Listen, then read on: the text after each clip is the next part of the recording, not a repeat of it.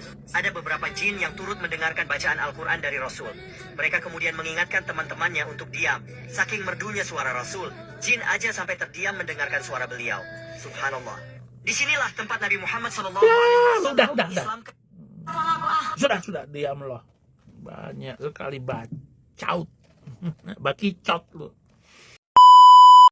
Halo sahabatku, berjumpa kembali bersama saya di channel My God is Great. Apa kabar semua? Harapan dan doa saya selalu sehat di dalam Kristus Yesus Tuhan kita. Amin.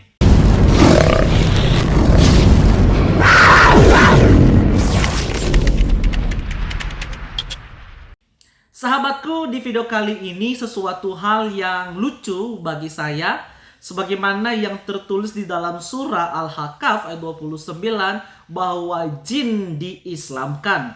Apakah ini adalah sesuatu hal kebodohan atau bagaimana, saudara? Lalu kita melihat bagaimana tanggapan Saifuddin Ibrahim dalam menanggapi video yang satu ini. Haleluya, jumpa lagi dengan Saifuddin Ibrahim. Ya, kita dengarkan video ini, lucu juga untuk saya tanggapi dan saya akan berikan komentar. Tapi mari kita dengarkan dulu video ini. Namun sebelumnya like dan subscribe, jangan lupa ya, nanti kasih komen. Pokoknya semua komen pasti saya akan baca ya. Baik. Disinilah tempat Nabi Muhammad SAW mengislamkan 9 jin di lembah Nahla. Jaraknya dari kota Mekah sekitar 57 km. Suasananya tandus dan gersang. Enggak kebayang kalau malam kesini Rasulullah SAW sepulang dari Taif beristirahat di lembah ini. Saat melantunkan ayat suci Al-Quran, tiba-tiba didatangi segerombolan jin. Kisah ini diabadikan di Al-Quran, surat Al-Ahqaf ayat 29. Diriwayatkan dari Ibnu Abi Syaibah dan Ibnu Mas'ud ketika Rasul membacakan ayat-ayat. Ntar dulu. Untuk apa jin diislamkan? Jika sudah pasti sesat dan kekal di neraka. Pintar atau bodoh, fakta bahwa pengarang Quran Zaid bin Thabit sudah keterlaluan ngarangnya bahwa sejak Muhammad jadi nabi, beliau mengislamkan semua hal. Ka'bah diislamkan,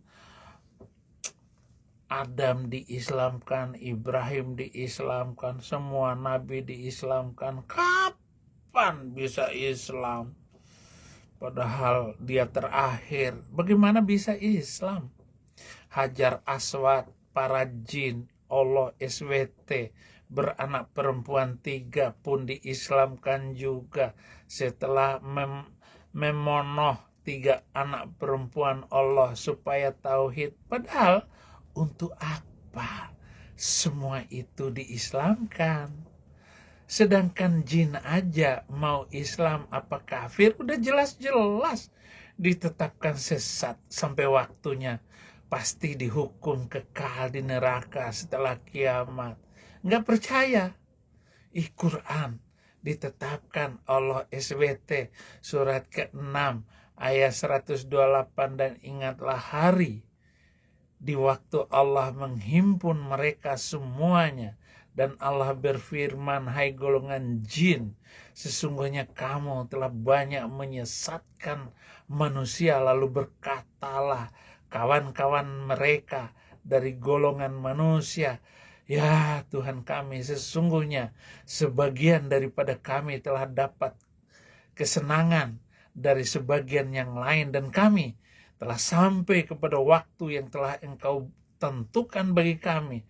Allah berfirman, neraka itulah tempat tinggalmu dipimpin Zabaniyah.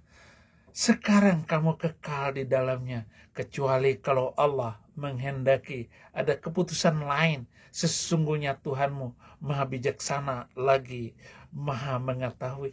Allah sudah menetapkan neraka. Allah lalu memutuskan bahwa iblis dari golongan jin pasti sesat dan kekal di neraka. Tapi hukumnya ditangguhkan. Hijr, surat Al-Hijr 36. Berkatalah iblis, ya Tuhanku, kalau begitu maka beri tangguh kepadaku sampai hari manusia dibangkitkan. Allah berfirman, maka sesungguhnya kamu termasuk orang-orang yang diberi tangguh, dikasih tangguh loh. Kenapa video kayak begini kok nggak masuk akal? Akal-akalan. Surat Jin ayat 19, dan ketika Muhammad itu berdiri berdesak-desakan, jin-jin mengerumuni dia waktu sholat, dan gara-gara dibacakan ayat ini marahlah pengadilan Indonesia. Muhammad KC ditetapkan 10 tahun. Nah sekarang tetapkan saya 10 tahun masuk neraka, masuk surgamu, masuk penjaramu, apa urusannya? Puas kamu sekarang kan? Surat Jin ayat 19 itu. Hafal semua saya ayat-ayat itu, saudara-saudara.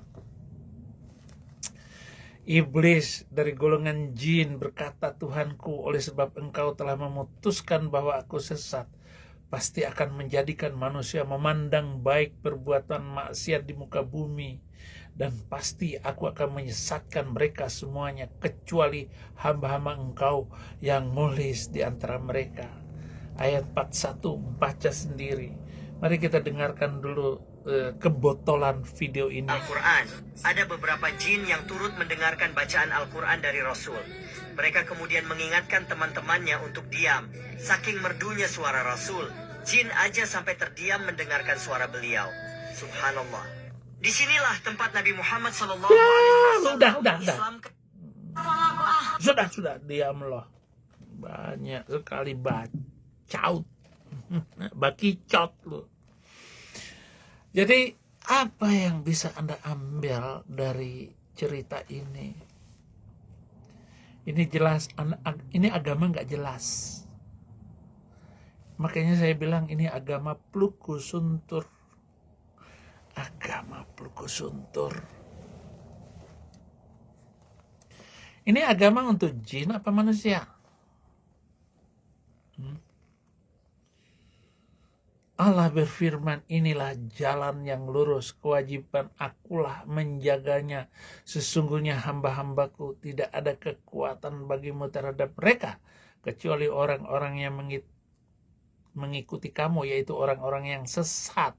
Dan sesungguhnya jahanam itu benar-benar tempat yang telah diancamkan kepada mereka, yaitu pengikut-pengikut syaitan semuanya. Parahnya lagi nih, Imam Muslim malah menuduh bahwa sunnah Rasul itu adalah perintah ajaran kebaikan dari jin, syaitan, iblis. Ini Imam Muslim, hadisnya ada. Tidaklah seorang pun di antara kamu kecuali disertakan padanya korin, yaitu dari golongan jin. Para sahabat bertanya, kepada Anda juga wahai Rasulullah? Beliau menjawab, jaga juga kepada saya. Tetapi Allah Azza wa Jalla membantuku melawan apa saudara-saudara? Melawan sehingga dia masuk Islam. Maka dia tidak memerintahkan aku kecuali kebaikan. Hadis riwayat Muslim 2814. 2814 Muslim ketik. Ada semuanya. Jadi Muhammad juga punya korin.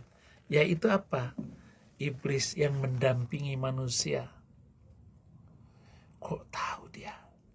Dari mana dia tahu? Unik ini cerita ya. Tapi biarlah saudara-saudara, saya berdoa dan berharap kita semua bisa mengambil pelajaran dari ajaran yang tidak saya kenal ini. Ada juga pembicaraan di dalam Alkitab Ayub, ya, Tuhan dengan jin ini. Suatu hari Tuhan bertanya kepada jin, dari mana jin? Saya keliling dunia. Kamu tahu nggak siapa Ayub? Oh tahu Tuhan. Oh tahu Tuhan. Oh orangnya begini baik sekali.